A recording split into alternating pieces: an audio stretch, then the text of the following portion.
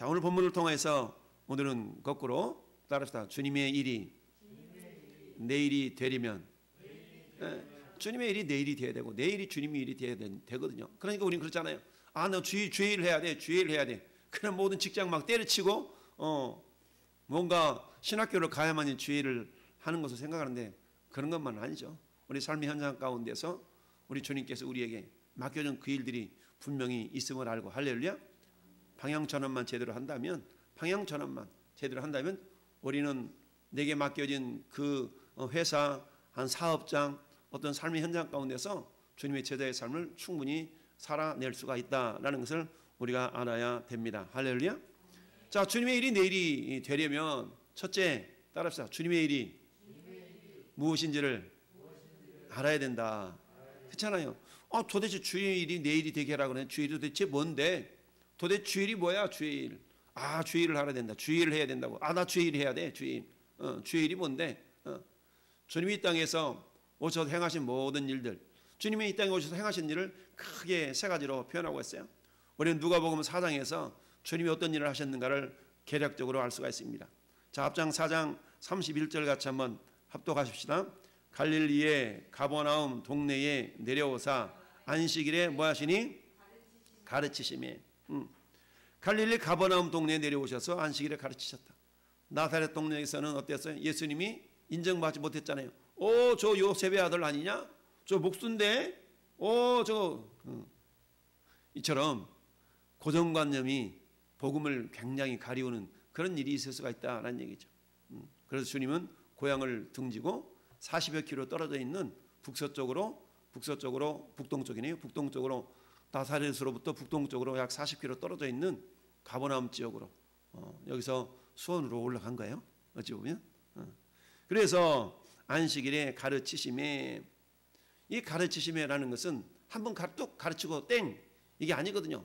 이 가르치심에라는 단어 속에는 따라서 계속적으로 반복해서 계속적으로 반복해서 가르친다는 의미가 담겨져 있는 단어예요. 그러니까 우리가 나 그거 읽었는데요. 우리 성경 한번 읽기로 말하면 한번 딱 읽고 우리가 그 모든 읽은 말씀들이 내 머릿속에 다 기억되고 깨달아진다면 얼마나 좋겠어요. 그런데 주님은 말씀을 대할 때마다 그 읽는 자와 그것을 또 듣는 자와 그 가운데 기록한 것을 행하는 자가 복이 있다라고 말씀하시잖아요. 듣는, 행하는, 지키는, 읽는 이 모든 내용들은 한 번만 쭉 읽고 이게 아니고요. 계속적으로 반복해서 할렐루야. 예수님의 첫 번째 사역의 주님의 일은 뭐였어요? 가르치신 일이었어요. 가르치신 일.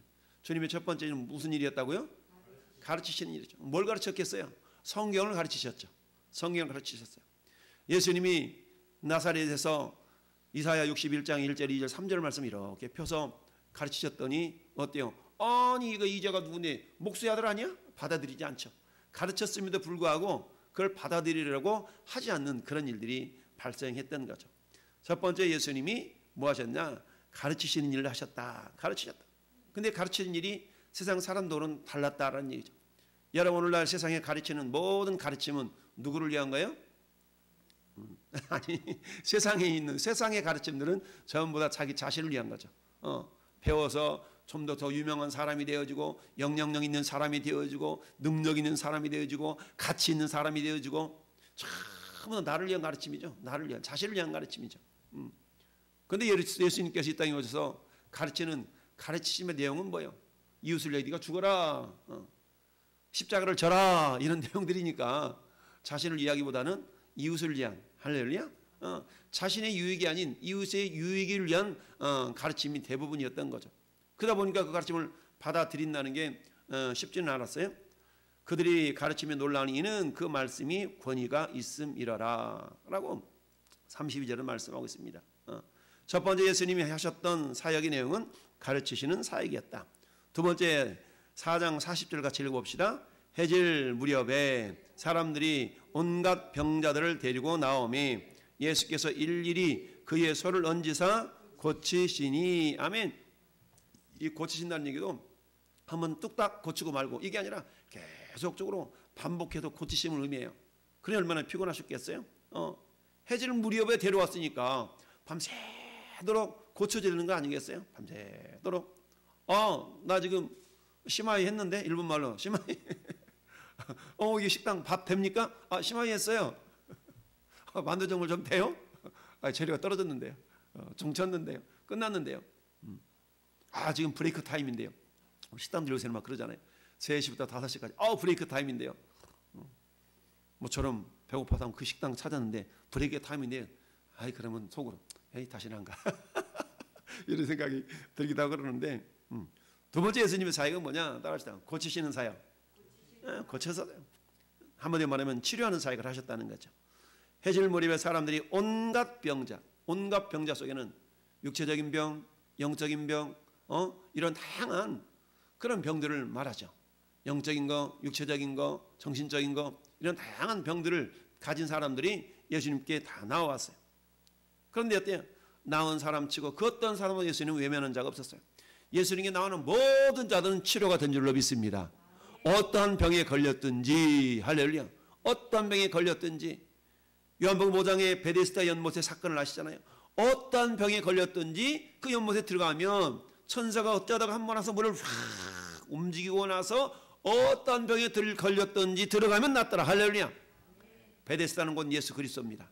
예수 그리스도에게 나오는 자들은 어떠한 병에 걸렸든지, 할렐루야, 그게 죽을 병인지 피부병인지 암병인지 어떠한 병에 걸렸든지 주님은 그 질병은 치료할 수 있는 능력이 있으신 분인 줄 믿습니다. 그래서 두 번째 예수님의 사역은 이처럼 치료하시고 고치시는 사역을 하셨습니다. 할렐루야.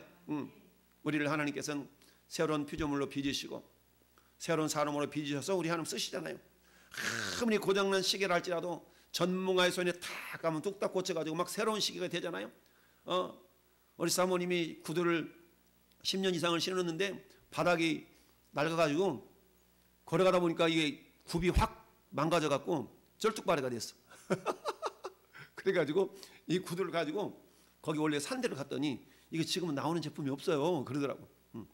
그렇지만 밑창은 가를 수는 있어요. 근데 똑같이는 안 됩니다. 나 그러면서 이제 얼마를 내라 그래서 돈을 주고 왔는데, 전문가 손에 딱 맡겨지면 어때요? 그 구두가 이게 굽이 망가졌으니까 이게 버려야지. 버릴 수도 있지만 새로 싹 고쳐가지고 새 신발인 것처럼 고쳐서 신을 수 있도록, 이게 전문가 손길 아니겠어요? 우리 주님은 생명의 전문가인 줄 믿습니다. 생명의 전문가예요. 뿐만 아니라 생명의 근원이시니까, 우리 주님이 생명의 근원이시잖아요. 그러니까 어떤 생명의 부족하면 죽는 거예요. 생명이 부족하면 죽는 거거든요. 그러니까 생명이 부족한 상황에 계속 노출되다 보면 사람이 죽는 겁니다. 그런데 주님은 뭐예요? 내가 곧 길이요 진리요 생명이다. 생명이 그런 주님을 만나면 생명이 흘러가서 죽었던 자도 살아나고 아픈 자도 치료받고 부족한 자도 채워지고, 할렐루야, 이런 은혜가 있는 줄 믿습니다. 예수님의 두 번째 사역은 고치시는 사역이었어요. 첫 번째는 가르치시고 두 번째는 고치시고, 자, 세 번째는 주님의 사역이 무엇이었나? 42절부터 44절까지 한번 같이 읽어봅시다. 4장 44, 42, 44, 44 시작. 날이 밝음에 예수께 나오사 곳에서 가시니 무리가 찾다가 만나서 자기들에게서 떠나시지 못하게 만류하려 하며, 예수께서 이르시되 내가 다른 동네 들에게서도 하나님의 나라 복음을 전하여 하리니 나는 이 일을 위해 보내심을 받았노라 하시고, 갈릴리 여러 회당에서 뭐 하시니라? 전도하시더라. 아멘. 여러분, 42절은 어때요? 철저한 이기적인 만류. 사람들이 예수님을 만났어요. 예수님 떠나지 마세요. 떠나지 마세요. 왜? 예수님이 계셔야 자기들에게 유익하거든. 예수님이 떠나지 않아야 자기들한테 이런 질병도 고쳐주고 저런 질병도 고쳐주고 자기들한테 유익하다는 얘기죠. 그건 뭡니까? 그저 예수님을 자기들의 유익의 도구로만 사용을 하고 있는 이런 연약한 인생의 모습을 보여주고 있죠. 그러자 예수님이 뭐라고 말씀하셔요? 내가 다른 동네들에서도 하나님의 나라 복음을 전하여야 하리니 나는 이 일을 위해 보내심을 받았노라. 예수님의 세 번째 사역은 뭡니까? 전도하는 사역. 할렐루야. 그러면서 갈릴리 여러 회당에서 전도하시더라. 할렐루야. 여러분, 주님의 일이 내일이 되려면 주님의 일이 도대체 뭐냐를 알아야 된다는 얘기죠. 그렇다면 저는 여러분들의 모든 생각 속에서 주님의 일은 첫 번째는 가르치시는 일이구나. 할렐루야. 뭘 가르쳐요? 하나님의 복음의 말씀을, 천국 복음을 가르치는 겁니다. 할렐루야. 말씀을 가르치는 일. 두 번째는 치료하고 고쳐주는 일입니다. 내가 어때요? 상담을 통해서 위로해주고 격려해주고 이것도 치료하는 거예요. 이런 일들. 세 번째는 복음을 전하는 일입니다. 할렐루야. 이 세 가지 일이 주님의 일의 핵심이에요. 그러니까 모든 일들은 이 세 가지 일로 다 축약이 되는 겁니다. 할렐루야. 이 주님의 세 가지 일이 주님의 일인데, 그렇다면 주님의 일이 내 일이 되게 하려면 이 주님의 세 가지 일에 내가 어떻게 참여할 수 있을 것인가, 이 세 가지 일을 그럼 나는 어떻게 참여할 수 있을 것인가를 생각해 보면 되겠죠. 여러분, 가르치는 자, 목사님은 가르치는 자예요? 그럼 목사만 가르치냐? 아니요, 여러분들도 배워서 가르칠 수가 있는 겁니다. 할렐루야. 이처럼 저는 여러분들이 말씀을 가르치는 자가 되려면 내가 배우는 겸손함이 있어야 되겠죠. 겸손히 배워서 그럴 때에 가르칠 수가 있는 것이죠. 나 다 알아. 나 다 알아. 성경은 고린도전서 8장 2절에 뭔가 내가 안다라고 생각하는 자는 아직도 알지 못하는 자다 라고 말씀하고 있죠. 여전히 겸손하게 저는 모릅니다. 할렐루야. 그러는 자에게 주님이 채워주신 줄을 믿습니다. 우리가 배워서 가르치는 자의 입장이 있어야 될 줄로 믿습니다. 가르치되 그저 선생 같은 가르치는 자가 아니라 아비와 같은 가르치는, 아비의 마음을 품고 가르치는 자가 되어야 될 줄로 압니다. 두 번째는 어때요? 고치는 것은 어떻습니까? 내가 그 사람의 입장을 다 내가 아픈 것처럼 마음을 품고 함께 기도해주고 격려해주고 할렐루야 보듬어주고 이럴 때 치유하는 역사가 나타날 줄로 압니다. 치료는 주님이 하시고 내가 그 사람을 향한 사랑의 마음을 이렇게 표현할 때 주님의 역사가 나타날 줄로 압니다. 복음 전하는 일은 주님 이 땅에 오신 궁극적인 목적이죠.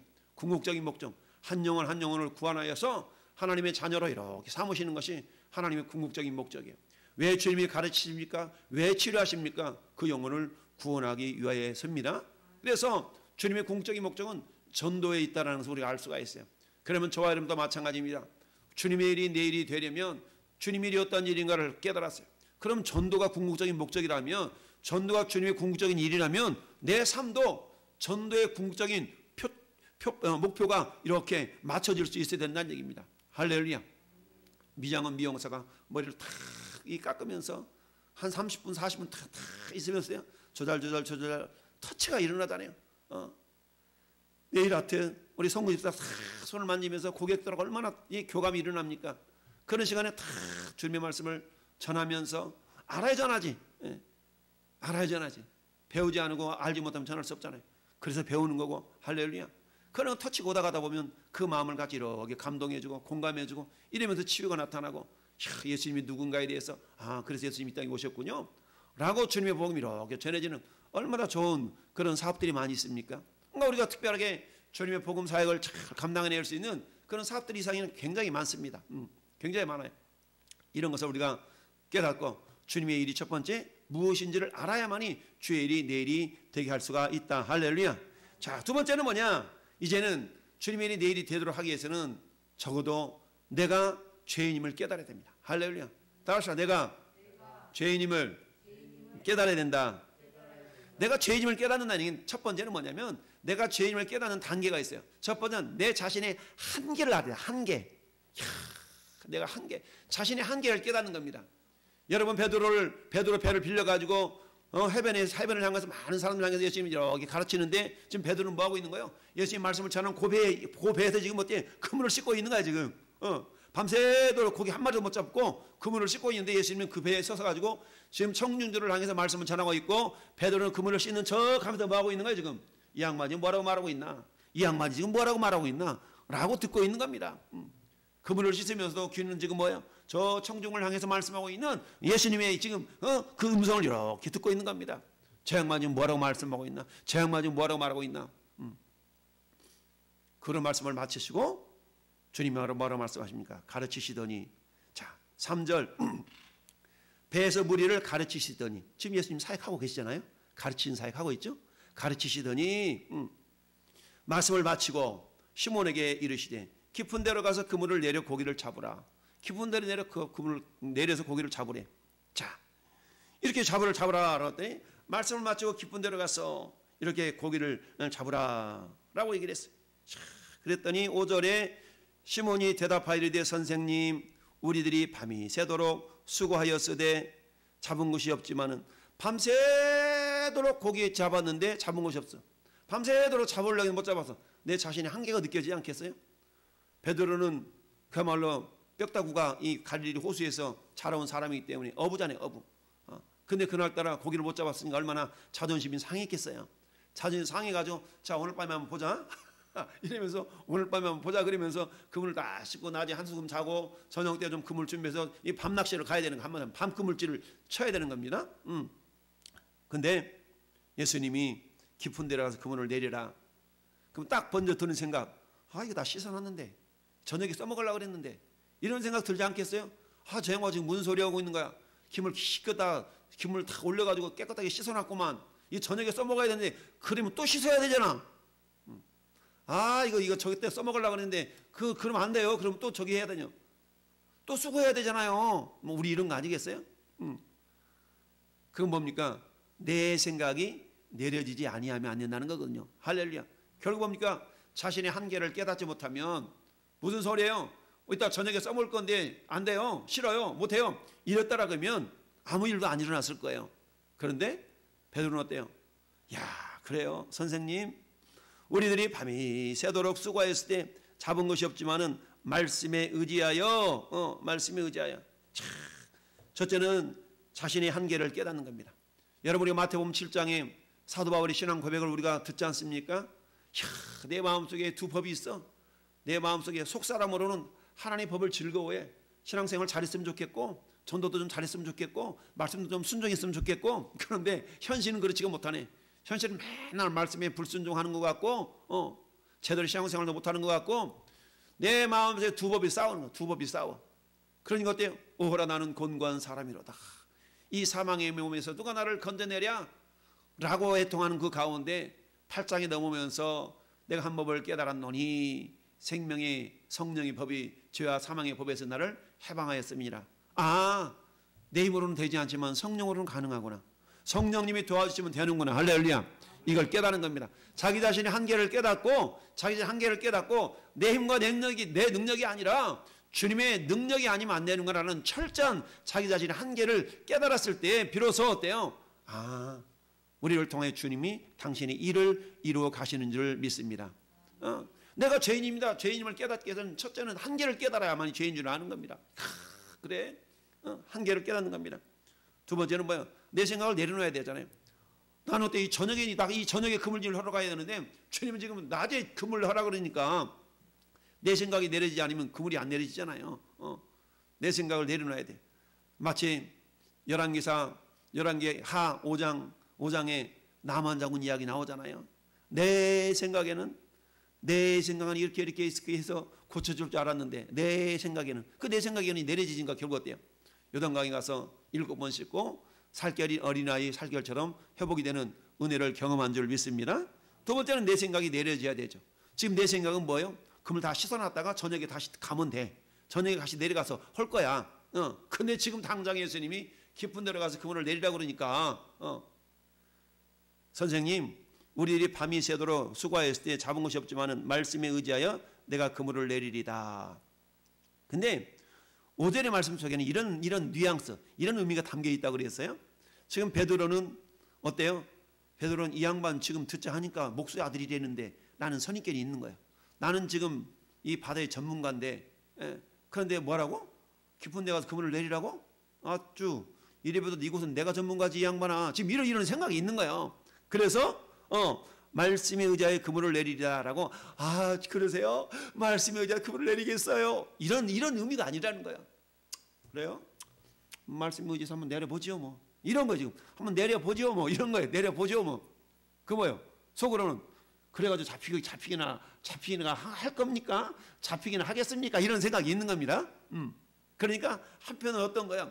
주님을 시험하려고 하는 그런 마음이 있었던 거예요. 그럼에도 불구하고 그물을 내렸어.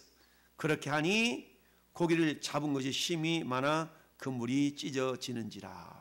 그물이 찢어졌네.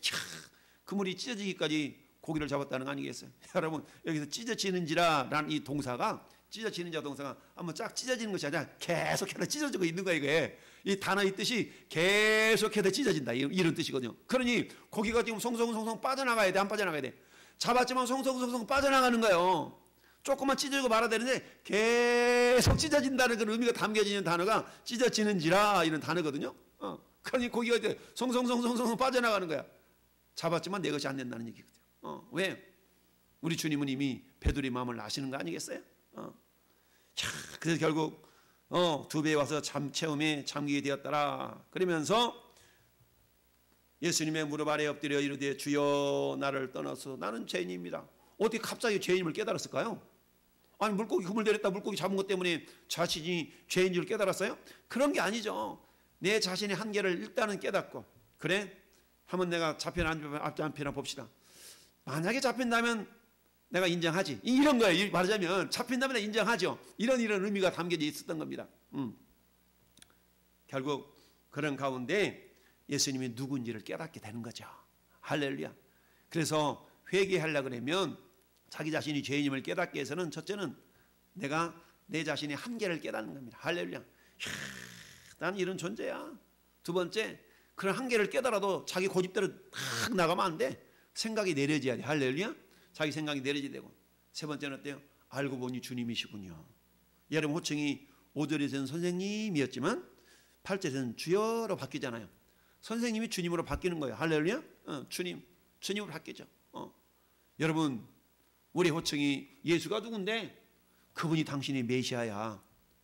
여러분 요한복음 4장에 사마리아 우물가의 여인이 당신이 누구인데 이렇게 태클 걸다가 이제 보니 당신이 그리스도이시군요. 이제 보니 당신이 그리스도이시군요. 라고 하면 동네 마을에 들어가면서 물동이를 버려두고 와 보라. 그분이 메시아다. 내가 그분 만났어. 라고 전하는 사람이 된 거 아니겠어요? 이처럼 예수님이 누구인지를 비로소 깨닫는 겁니다. 여러분 내가 죄인임을 깨닫는 것이 뭐예요? 내가 죄인임을 깨닫는 것이 요한복음 16장 9절에 성령이 오시면 세 가지를 책망하신다고 그랬는데 죄에 대하여 의에 대해서 심판에 대해서 우리 주님이 책망하신다고 그랬어요. 죄에 대하여라 함은 뭐예요? 죄에 대하여라 함은 그들이 나를 믿지 아니함일라라. 죄는 뭐예요? 예수님 안 믿는 것이 죄예요. 그러니까 내가 죄인입니다라고 깨달았다는 얘기는 주님 내가 당신을 믿지 못했습니다. 내가 당신을 의심했나이다. 이런 고백이 담겨져 있는 거예요. 내가 당신을 의심하면서 그물을 내렸나이다. 이런 고백이 담겨져 있는 거거든요. 그러니까 왜요? 나는 죄인입니다. 왜요? 내가 당신을 믿지 못하고 당신을 믿지 못하고 시험하는 그런 내 중심이 들킨 거거든요. 그러니까 나를 떠나서서 나는 죄인입니다. 라고 이런 고백을 드릴 수밖에 없었던 것이죠. 예수님이 누구인지를 깨달았기 때문에 회개가 나올 수가 있는 겁니다. 예수님은 빛이시잖아요. 우리는 어둠입니다. 어둠은 빛에 드러날 때 그 존재가 실체가 드러나는 겁니다. 어둠이 어둠 속에 있을 때는 어둠이 어둠인지를 몰라요. 그러나 그 어둠이 빛에 드러나 볼 때는 비로소 어둠이 어둠인 것이 드러나게 된다는 얘기죠. 베드로는 자기 자신이 죄인지를 몰랐어요. 그런데 만물의 주인인 주님 앞에 나가니까 빛이신 주님 앞에 나가니까 자기 자신의 죄가 이렇게 드러나게 된 줄로 믿습니다. 나는 죄인입니다. 나를 떠나서서. 그렇습니다. 회개하기 위해서는 첫째 자기 자신 한계를 깨달아야 됩니다. 두 번째 자기 생각이 내려져야 됩니다. 세 번째 내 앞에 있는 그분이 주님이심을 깨닫지 못한다면 회개가 일어날 수가 없죠. 우리가 왜 회개합니까? 예수님은 나를 위해 십자가 죽으셨고 내 죄를 해결하신 그분이 다른 이로서는 구원을 얻을 사람이 없나니 예수님 밖에 내 죄 문제를 해결할 자가 없다라는 것을 믿고 깨닫기 때문에 회개한 거 아니겠어요? 할렐루야. 예. 그러니까 예수님이 그런 분을 믿기 때문에 우리가 깨닫고 회개하는 겁니다. 할렐루야. 소중회신 징수 성견령 소중회 소명 중생 거듭나 우리가 믿고 거듭나서 우리 주님께서 어때요? 주님의 사람이 될 수가 있는 줄 믿습니다. 자, 세 번째 주님의 일이 내 일이 되려면 세 번째는 따릅시다. 주님 말씀에 따라 자기 부인의 결단을 하라. 우리 마누라를 결단하라고요? 그런 의미가 아니고 자기를 부인하라는 얘기죠. 자기 부인의 결단이 있어야 된다는 얘기입니다. 자기를 부인해야 된다는 얘기입니다. 자기 부인. 내 생각이 내려지고 내 의지가 꺾여지고 이런 모습들이 나타나지 않으면 오늘 본문에는 두 번의 결단이 있었어요. 첫 번째 결단은 어떤 결단입니까? 아니 다시 그분을 내리라니요.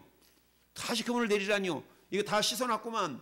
저녁에 가서 그분을 내려야 되는데 다시 그분을 내리라니요. 자기 생각을 내려놓고 낮이지만 다시 그물을 씻을지언정 그물을 내려놓는 그런 결단이 있는 줄 압니다. 할렐루야. 이런 결단이 있지 않으면 안 된다는 얘기입니다. 아, 목사님 그거는 다음 주에 하려고 그러는데요. 아, 그거는 내일 하려고 그러는데요. 아니, 그냥 지금 해봐. 지금 해봐. 아, 그거 내일 하려고 그랬어요. 내일 하면 안 될까요? 그래, 그럼 그렇게 하세요. 이럴 수도 있겠지만 그냥 한번 해봐요. 아, 그거 내일 하면 안 될까요? 그럼 이제 뭐라고 얘기합니까? 믿음대로 하세요. 이렇게 얘기하죠. 네. 예수님, 여기 있다 저녁에 금을 내리려고 그러는데 이제 저녁에 깊은 데 가서 내리면 안 될까요? 베드로가 그럴 수 있는 거 아니겠어요? 저 깊은 데 가서 저녁에 있다가 한숨 자고 내려 지금 피곤해 죽겠는데 밤새도록 잠을 안 잤으니 얼마나 피곤하겠어요? 좀 이따 한숨 자고 한 2시간 좀 자고 나서 내리면 안 될까요? 근데 성경을 보니까 그렇다고 하지 않고 내리리다 하고 그렇게 하니 즉각적이거든요. 즉각적이었다는 얘기는 할렐루야. 그랬더니 고기를 심히 잡은 것이 많았다는 얘기죠. 우리 주님은 물고기들한테 명하여서 얘들아, 자 일로 모여. 아니 저기 저 오른쪽에 있는 놈들 다 안쪽으로 좀 들어가. 됐다. 거기 서 있어. 자 베드로 내려.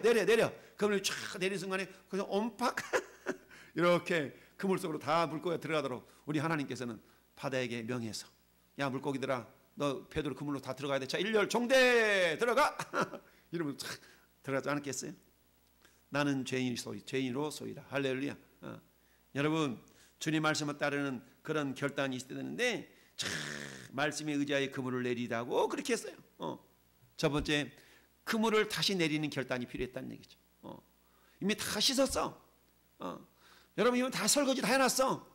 설거지 다 해놔가지고 그냥 막 팍팍 닦아서 건조시켜놨어. 근데 그걸 또 써먹어야 되네. 아, 이거 다음 주에 써먹으려고 그랬는데. 우리 그럴 수 있는 거 아니겠어요? 두 번째, 따라서 예수가 누구인지를 알아야 한다. 그렇죠? 말씀에 따라 자기 부인의 결단을 하려고 그러면 예수님 누군지 알아야 되잖아요. 근데 알고 봤더니 어때요? 예수님이 주님이시네. 선생님. 첫 번째, 사람들이 의식 속에는 목수의 아들 아니야? 요셉의 아들 목수 아니야? 의식 속에는 목수의 아들 있어. 목수의 아들. 의식은 목수의 아들. 그런데 가르치는 것이 권세가 있거든. 그러니까 선생님이라고 그랬네. 그런데 선생님 차원을 넘어서 주님이시네. 할렐루야. 내 속마음까지 꿰뚫어 보시는 그분이 과연 당신은 주님이시군요. 이처럼 인식의 변화, 고백의 변화. 목수의 아들이었는데요. 이러다가 선생님이시군요. 이 스스로 선생님으로 인정하네. 예. 근데 가르치는 권세가 있는데 보니까 이분이 주님이시네. 할렐루야. 그러니까 목수의 아들에서 선생님에서 이렇게 주님으로 인식이 변화가 탁 그러면서 비로소 예수님이 주님인지를 깨달을 때 할렐루야. 야, 저 왕년아, 너 저기 용종리 261번째 앵개떼기 셋째 아들 아니야? 이래가지고는 구원이 없어요. 그래, 그래도 아이고 우리 친구가 목사네. 말씀해 보세요, 목사님. 이래야 구원이 들어가는 것이지. 할렐루야. 그런 거 아니겠어요? 결국 세 번째는 뭡니까? 오늘 마지막 절에 모든 것을 버려두고 예수를 따르니라. 모든 걸 버려두고 예수를 따르니라. 할렐루야.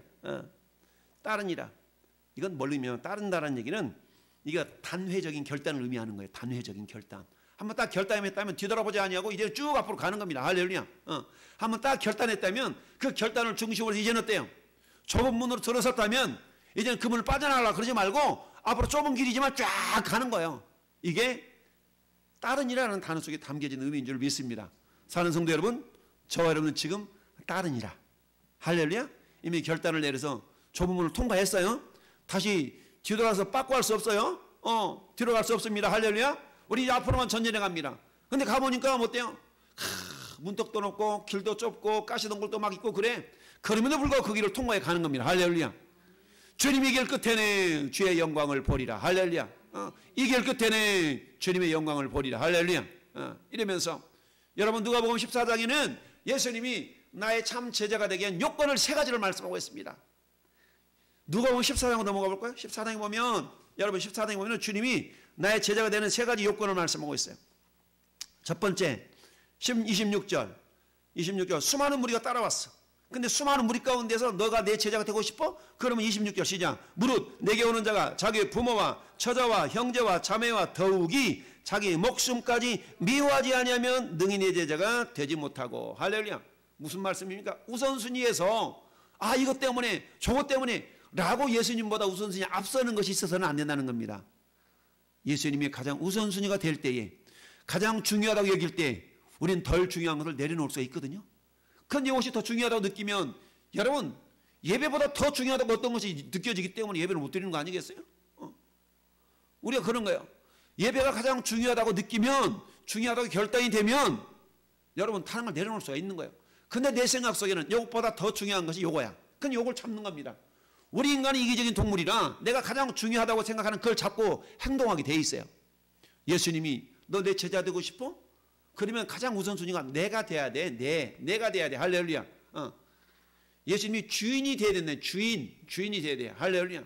두 번째, 여러분 27절 읽어봐요. 시작. 누구든지 자기 십자가를 지고 나를 따르지 않는 자도 능히 내 제자가 되지 못하리라. 내 십자가 있어. 내가 지겨져야 될 십자가. 이것만큼은 안 되겠는데요. 이것만큼은 안 되겠는데. 그 이것만큼 여기에 내려져야 된다는 얘기입니다. 할렐루야. 그래야만 주님의 능한 제자가 됩니다. 마지막 세 번째는 뭡니까? 33절 시작. 이와 같이 너희 중에 누구든지 자기 모든 소유를 버리지 아니하면 능히 내 제자가 되지 못하리라. 모든 소유를 버려야 된대. 오늘 본문 다시 돌아와서 마지막 절. 그들이 베드로를 육지에 대고 모든 것을 버려두고 예수를 따르니라. 11절. 모든 것을 버려두고 내버린다고 그래야 돼. 고철상에다가 고물상에다 팔아먹으라는 그런 의미는 아니에요. 그래서 모든 걸 버려두고 먼저가 무엇인가를 깨닫고 할렐루야. 모든 것보다 주님의 말씀 따름이 우선인 줄을 깨달을 때 우리는 제자의 길을 걷는 줄 믿습니다. 주님의 일이 내 일이 된다는 건 이건 어려운 일이면서도 쉬운 일입니다. 쉬우면서도 어려운 일입니다. 이 시간 우리가 주님의 일이 내 일이 된다는 거, 주님의 일이 무엇인가를 우리가 알아야 되고, 주님은 가르치시고 그리고 고치시고 전파하시는 일을 하셨어요. 우리 모든 생업 이런 것 이 세 가지 일이 집중이 돼야 돼. 내가 일하는 거 뭐 하려고 이래? 얘가 이렇게 일해서 어떻게? 이 세 가지로 집중하기 위해서 할렐루야. 그래야만이 주님의 일이 내 일이 되는 겁니다. 할렐루야. 내 일이 주님의 일이 되는 거고요. 그러기 위해서 어떻게? 내가 어때? 내 자신의 한계를 깨닫고 내가 죄인이구나. 내 힘으로는 안 되는구나. 라고 하면서 주님이 필요합니다. 라고 주님이라는 고백이 나를 통해 나올 때에 우리가 주님의 일을 할 수 있는 거고요. 세 번째는 어때요? 말씀에 따라 우리 행하는 결단이 있어야 됩니다. 결단. 할렐루야. 결단이 있어. 베드로의 두 번의 결단. 첫 번째는 그물을 다시 내려야만 하는 수고로움을 마다하지 않는 그런 결단. 비록 그 결단에는 되기나 안 잡히기나 해봐라 라는 의심의 소리가 있어. 그걸 통해 자신이 죄인임을 깨닫잖아요. 죄인임을 깨달았어. 그럼 어때요? 그런 주님을 이제는 사람을 낚는 어부가 되게 하여서 모든 걸 버려두고 모든 걸 내려놓고 예수님을 따르는 결단의 모습이 있는 줄 압니다. 사는 성도 여러분, 우리 이미 결단한 자들이에요. 이제는 어때요? 결단했다면 이 세 가지 목표를 위해서 가르치시고 치료하시고 이제는 전하시는 그 사역에 내가 어떻게 하면 동력하고 동참할 수 있을 것인가를 주님이 주신 지혜를 꽉 짜서 그 일에 우리가 적극적으로 참여함으로 우리 주님께 칭찬과 영광과 존귀를 받는 우리 하나님의 사람이 될 수 있기를 예수님의 이름으로 축원합니다.